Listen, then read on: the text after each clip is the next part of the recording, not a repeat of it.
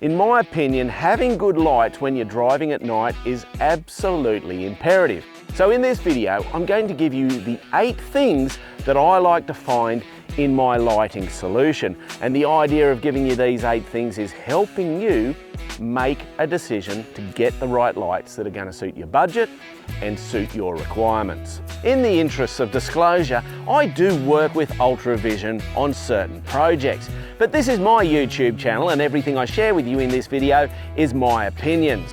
All right, let's hook into it. Number 1, I like to have light out in my peripheral view, out to the sides of the vehicle. And the reason is, if there's an animal and if I can catch it in my peripheral view, then I can start to take evasive action as needed before I have an animal strike. An extra little tip for you is, if you do see an animal on the road in front of you, oftentimes what I find works is irregular beeps on the horn will often scare the animal away and it'll get off the road for you. The second thing I look for is I like lights that can give me a good amount of distance but flexibility.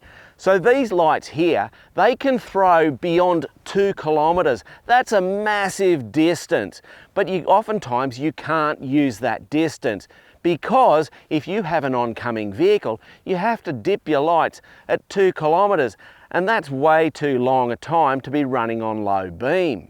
So what I do with these lights is I use their high-low function. I'll have the driving lights set on low beam, and then I've got my light bar up the top here which reaches out to about 1 kilometer. That means when I have a vehicle coming towards me, I can dip from high beam to low beam when that vehicle's only about 1 kilometer away. Then when I get out there in the country roads and there's very little traffic on the roads, these go to full high beam, that goes on, and I have daylight around me. And in that environment, it's fantastic. The other interesting time I find having all of the light on is when I'm on country roads that are windy and so on, and I've got a lot of tree canopy around me. What I find is by having all the light on, I get a lot of reflection coming from the trees and the bush and the environment coming back down onto the trail around me, and that fills out that space. So it's a refracted light that gives me even more light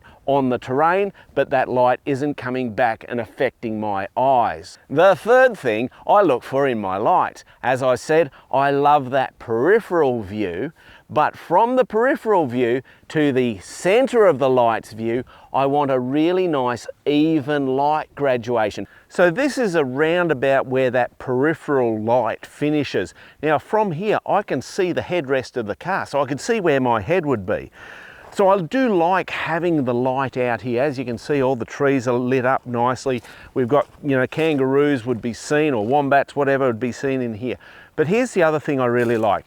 This light all up through here is nice and even. There's no strange light patterns going on. We've got an even light from there right through to this center part of the light beam.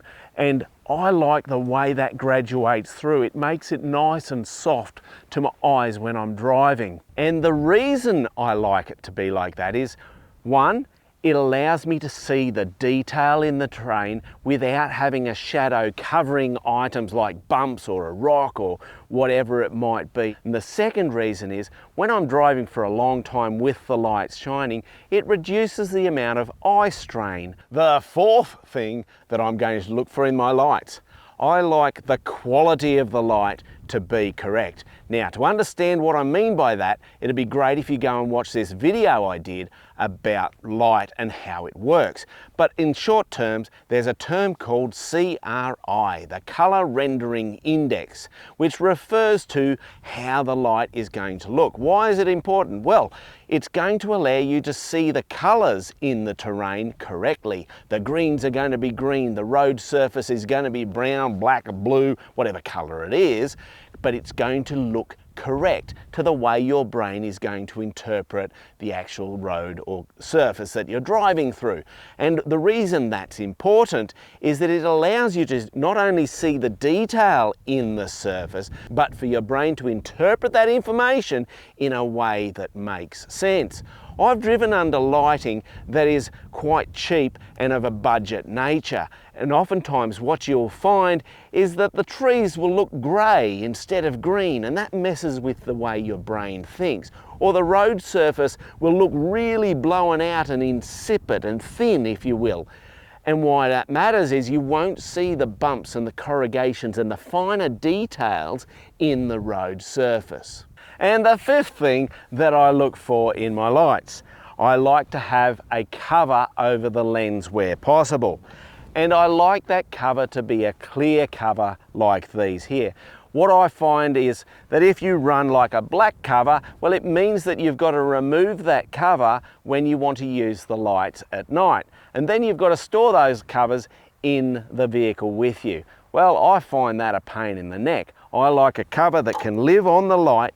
It's protecting the body of the light in all times, whether it be day or night, and it works when I need it to work. And a quick tip for you, I often take these off when I'm washing the vehicle. I can clean the inside of the cover and I can clean the light properly so that they stay in perfect working order. Point number 6, I like the mounting brackets to be really solid so that the light doesn't move and shake. But more importantly, I don't want the light to go out of adjustment, so I want a really good, secure locking off system for the lights. Point number 7. I want a light that has a warmer Kelvin. Now, to understand what Kelvin is, go and watch the video that I referenced in point number 4. But basically, Kelvin is going to be how warm the light looks or how blue or white intense the light looks. 6000 is going to be more intense or blue light as we call it.